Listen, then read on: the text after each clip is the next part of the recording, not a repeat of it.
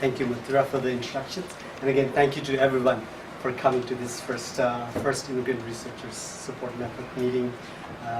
Good to see some familiar faces. And I'm really glad to know that Aisha and Saji already connected, and they're from the same sort of town from India. And so already this network is already having some positive impact in terms of building connections.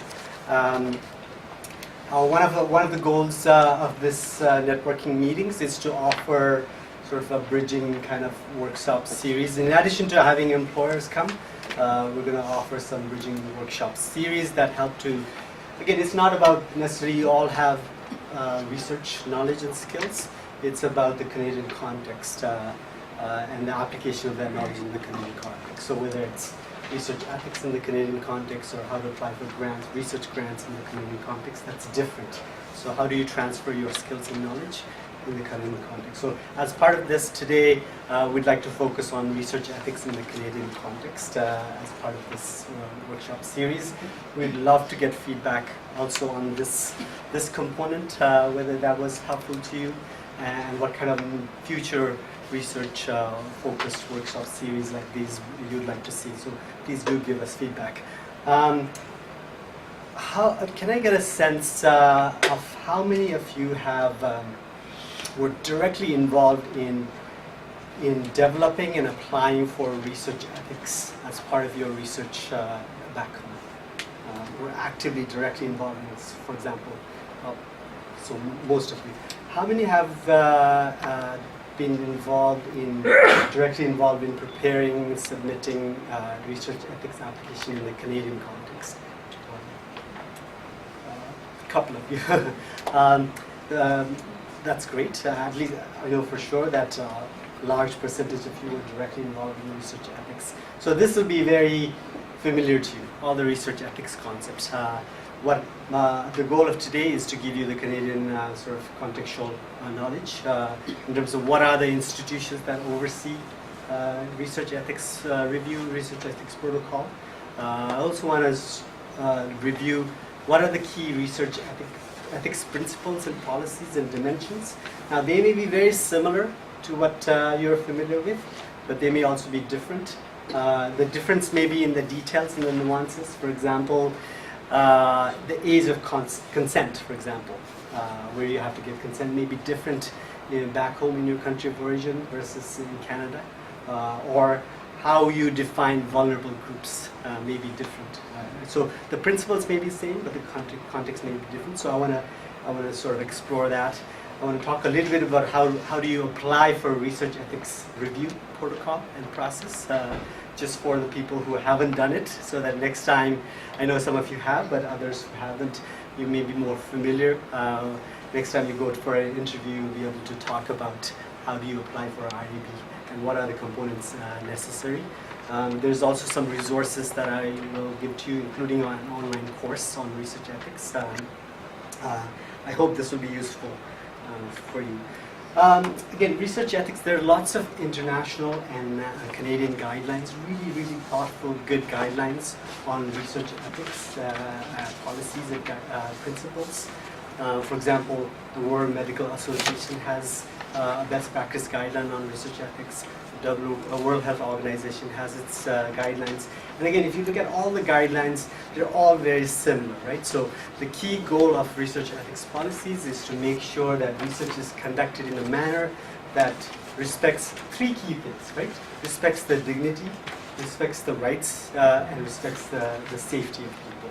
So we want to make sure that research is conducted in a way that respects the dignity and treats people with respect and not exploits them.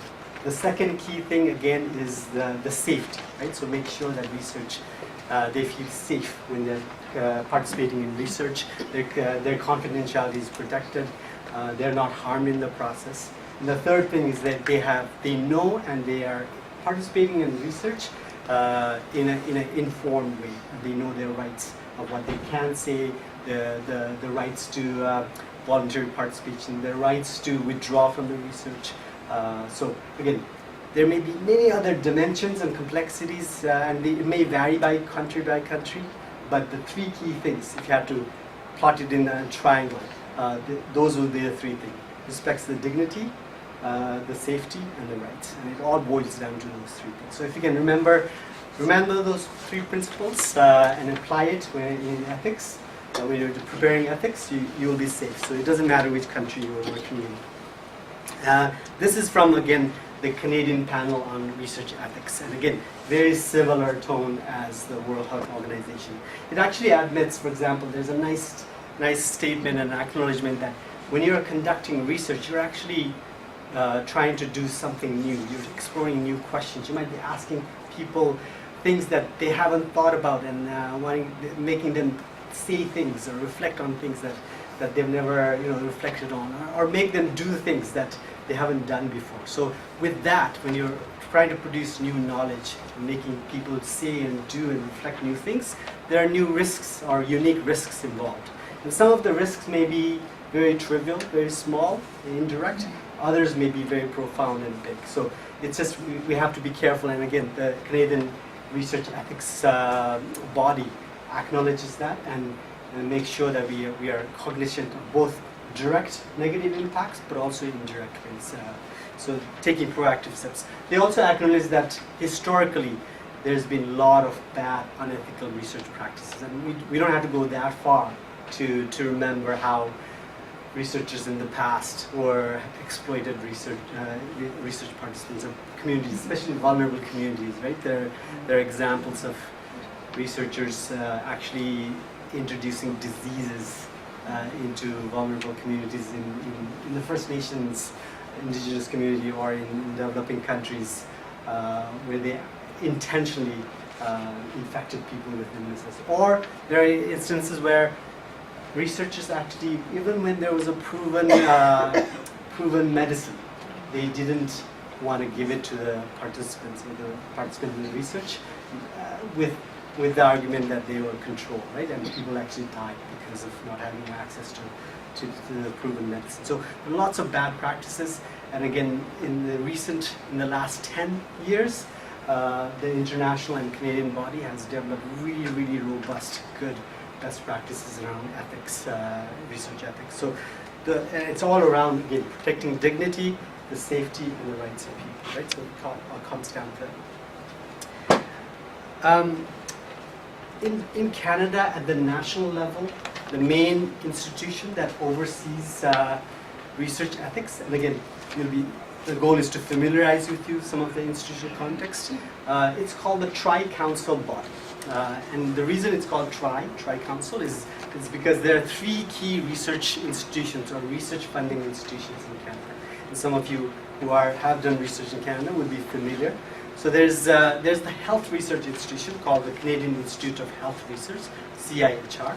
There's the more natural science research body called NSERC, so Natural Sciences and Engineering Research Council. And then there's the Social and Humanities Research, so the Social Sciences and Humanities Research Council. So they are sort of sometimes operate very separately, and they are very competing. So for example, CIHR doesn't get along with SHIRC, and they compete, and sometimes social science research will not fund health research, although there's economic dimensions in it, right? So, but at least at the ethics aspect, they have come together and they created this Tri-Council policy. So if you ever work in a research institution in Canada, you'll hear that term again and again, the Tri-Council policy, the Tri-Council. In fact, people don't even say research ethics policy, they'll say Tri-Council policy. And just by saying Tri-Council policy, researchers are referring to ethics policy. So you'll also hear that acronym Tri-Council Policy Statement, so TCPS. And there's a TCPS certificate. So if you ever hear an employer or potential employer saying, do you have your TCP2 certificate? You can say, oh, I know what that means. It's the research ethics certificate, right? So try and get familiar with some of these terminologies that are very unique to Canada. So there's this Tri-Council policy statement on ethical conduct for conducting research on human subjects. It's available online. It's quite a lengthy document, but again, it all boils down to those core ethical principles that you're all familiar with, right? But it's just the nuances and the details that are different. And then what happens is that, as you may know, at the local level, universities, hospitals, and other research institutions, as well as community agencies, then have their own research ethics board or research ethics committee, which take this policy from the national level and implement it. And again, every university or research institution might have some variation to how they interpret those policies and implement it. Some prioritize other things. There's a lot of sort of vague language, not so clear. It's more best practices. So for example, again, in Canada, unlike in some other countries, it's very new as well. There's no cutoff line for consent for age. In fact, there's even different, if you look at different, if you Google and say, what is the age if you require informed consent from people? So some people would say, oh, if you are 18 and over, you need consent, and below that you actually need parental consent, right? Or others will say it's 16 and so if you're 16 and younger, you need parental consent as well. But actually the guideline in Canada is that there is no fixed age in terms of requiring parental consent in addition to consent from the youth.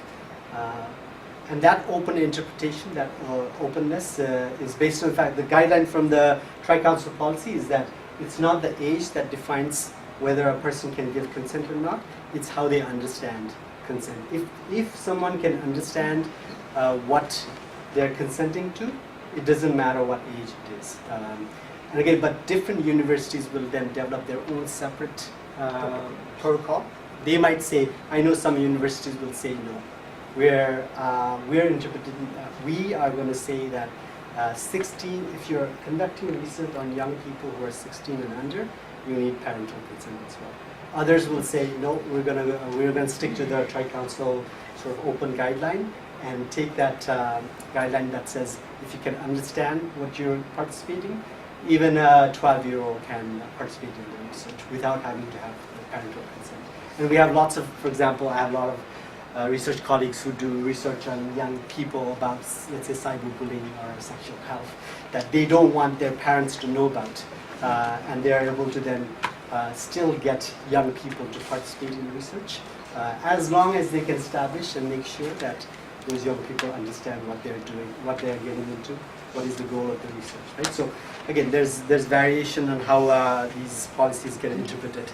And it's just good to know both at the national level, there's some flexibility, and it's good to know with whatever research ethics board you're working with, to know their specific interpretation. How many have taken this course called Course on Research Ethics or the Tri-Council Policy tutorial online? We have anybody else? Oh, a couple of people. I highly recommend taking this course. It's a free online course. It's offered by, again, the Tri-Council Policy Institution. It does take about half a day, about 3 or 4 hours to go through the tutorial. It's one of the best tutorials on research ethics I've ever seen.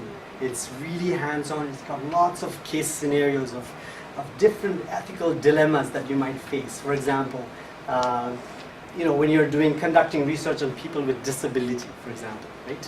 What are the unique ethical dimensions that might be involved? Or injured workers, or people in incarceration in jails, for example. What are the complex ethical issues that might be involved? So lots of case scenarios and examples that will help you prepare, irrespective of what field you end up doing research in. They'll help you give that broad sort of sense of ethical principles. And then at the end of this tutorial, you actually get a certificate, TCP2 certificate, that you can then have on your record and say, I have TCP2 certificate, and you could put it on your resume. And when you go to your next interview for a research position, you can say, I already completed this course. So again, highly recommend. If you do need support, again, one of the things this network can do maybe is provide that kind of support in terms of if you don't understand anything. So there's the link to it, but if you just Google TCP2 certificate or the core course on research ethics, you'll come to this this website. So can I get a sense of what are the, I know I said there's three triangles, right? Dignity, safety, and rights. Within that, we can unpack this a little bit more. What are the key components, just based on your knowledge and expertise, what are the key components and dimensions of research ethics? How do you make sure that you're doing research ethically? What are some of the steps you could do? You don't do any harm. You minimize and try not to do harm, yes. Confidentiality. Confidentiality, very good. The right to withdraw. Right to withdraw, that's Giving correct. the right information while the research is conducted to the participants. Yeah, can you expand on that? What is that? What is that under? Giving the right information about the research? Yeah, like if you're Informed conducting any research. Informed consent, that's Yes, correct. exactly. I'm sure all of you are very familiar with that term, right? Informed consent, because any researcher would know that. And again, it's about giving them all the detailed necessary information about what the goals of the research are, what is going to happen, what they're expected to do in the research process, whether it's focus groups or interviews. We do have some experiences where people have come in and thought it was a workshop and not a focus group, so we had to turn them away, right? So, and then you mentioned in the consent informed consent, you tell them that it's all voluntary, you don't have to participate, you don't have to answer any questions you're not comfortable with, and you can actually, you have the right to withdraw. Even after participating in the workshop, you've given, you've experienced your life experiences. At the end, if you feel that you don't want your reflections included, you can always tell them, I want to withdraw. And at any point, you'll be able to withdraw. I mean, there are some limitations to withdraw, but that's what are other aspects or dimensions of? Are there any benefits or disadvantages of participating? Can you expand on that? So If there are any benefits for the research participant in participating in the research, or maybe on the contrary, that's right. disadvantages? That's right. So you have to specify the benefits and potential risks or harms, right? Right to get compensated. Compensation. Compensation is very tricky. Again, this may be again what's very different back in your country version versus Canada. The Canadian best practice is that you have to try and compensate for the time and effort involved in your research participants to have to come to participate in the interview, focus group, or survey. Right. So if it takes them an hour to come to the focus group and participate in a 2-hour focus group, you have to try and compensate for that time. It's not that you're paying for that time. And you, of course, I'm sure you're familiar, you don't want to use financial incentive as a way to coerce people to participate, but you're trying to compensate so that the finances is not a barrier, and you're compensating for their time, right? You're also, some researchers' best practice is to cover for their transportation, so that there's transportation is not a barrier, or provide childcare so that they can actually participate. But is that part of ethics, like So- providing those transportation or compensation? It varies, right? So the best practice is try and overcome barriers to participation. That may include transportation. That may include financial capacity. So if you're focusing on low income, underemployed, let's say, communities, you want to try and compensate for that time. Then it because is a kind of coercion because you're That's- focusing, you're drawing your population from the low it's a very thin line, right? So you don't want so you don't advertise. So you may have seen some recruitment posters that advertise, big money, right? You can get $1,000 for participating in this clinical study. That is an unethical bad practice. But if you that's not the focus of your recruitment. You have a small line in the bottom saying barriers to participation will be overcome and you'll be compensated for your time. And it's again a small Sometimes it's just a Tim Horton certificate. right? I know. And it's minimal, just yeah. So you've all nailed it, and again, it shows that you're very familiar with the key ethical components. Sorry. But it's again the nuances that might be different in the Canadian context, and that's what's important for us to understand as internationally educated researchers coming in Canada, right? So I mentioned again, so informed consent is critical. That's one of the most important part of consent. And again, we just had a long discussion with Yes, Excel today. in terms of making sure that we have even not just the research but even evaluation that we do in our organization follows informed consent process, right? That we have a due process to make sure that if we invite anybody to participate in anything extra and contribute their time, we have to make sure that they know what they are getting into, what are the goals, that they know their rights, that they're safe, and that they know that there's no negative consequence for not participating, especially when you're working with clients, right? You have to make sure to say there is no negative consequence in terms of the services we provide, whether you participate or not, whether you withdraw or not. That kind of really good, free, informed consent is very critical. And again, you're probably very familiar based on your previous research experience. In Canada especially, consent is very, very important. And there's really nice templates for informed consent that we can share with you. But if you just Google consent forms, you'll be able to see that, as well as at the Tri-Council policy has templates for consent forms. And again, consent also varies. So for example, I mentioned the nuances, right? So consent in some countries and some universities, for example, there's an age cutoff where if you want to conduct research on younger people, you need parental consent. And then you want it's called assent from the youth as well. So it's a double process. And you might be familiar, anybody who's done research with youth, it's the same kind of protocol.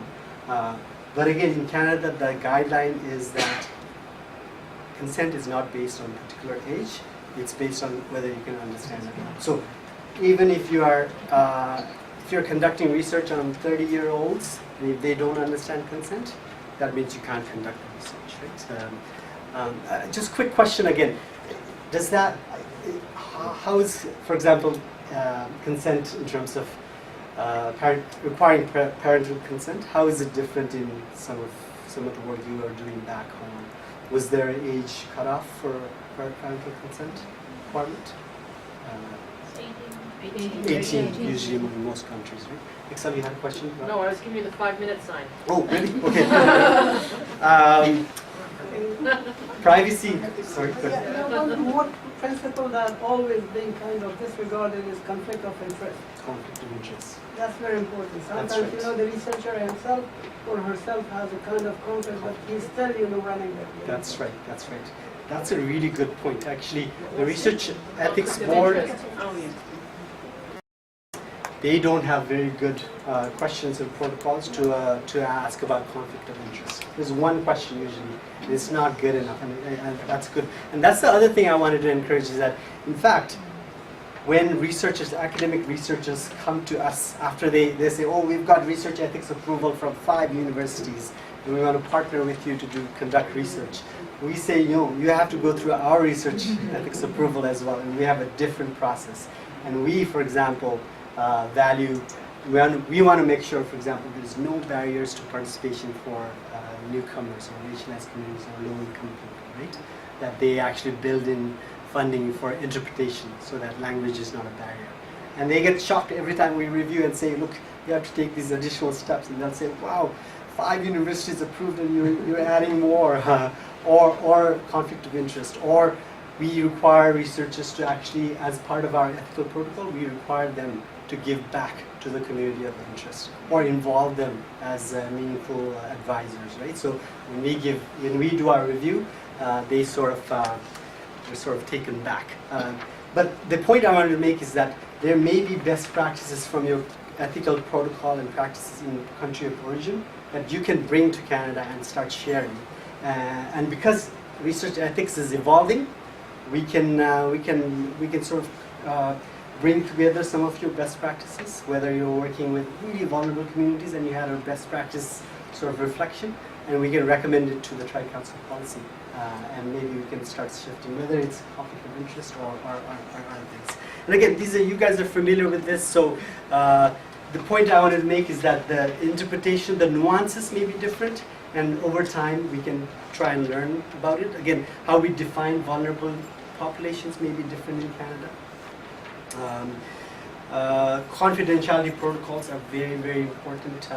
In a research ethics application form, you have to specify all the details about how you're going to ensure where you're going to store the data, who's going to have the access, how you're going to analyze, how you're going to protect privacy and confidentiality, right? And you'll be familiar with some of them. I just wanted to, in the last remaining minutes, go through with you quickly what a research ethics board application checklist looks like. I know some of you are familiar with this, and it's usually very, very thick.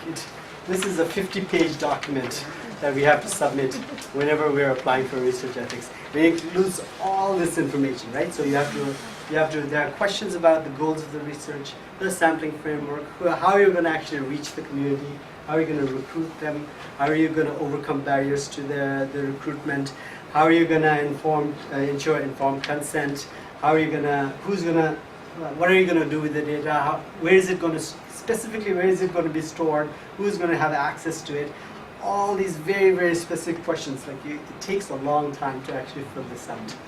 But the more familiar you get, you'll get used to it. You even have to talk about how you're going to analyze the data, how you're going to share the findings. In addition to that, they'll ask you to actually attach the recruitment flyers, for example, right? The recruitment script if you're doing by email or by phone.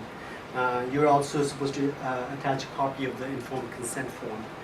You also have to attach then all the data collection instruments. So whether you're doing a survey, then the survey questionnaire, if it's focus group, a focus group guide as well. And again, they don't have to be finalized. It's just a draft of what are your key areas of questioning. And any of those documents will be reviewed by the Research Ethics Board to see whether it meets all those dimensions in terms of research ethics protocol. And then it usually takes anywhere from 3 to 4 months sometimes to when you apply to research ethics application and when you receive feedback and approval. Usually Research Ethics Board will give you a lot, they'll flag a lot of issues around your consent form. It might be smaller, you missed a line in your consent form, or it may be more substantive issues. And then you have to go back and forth a couple of times before you get approval.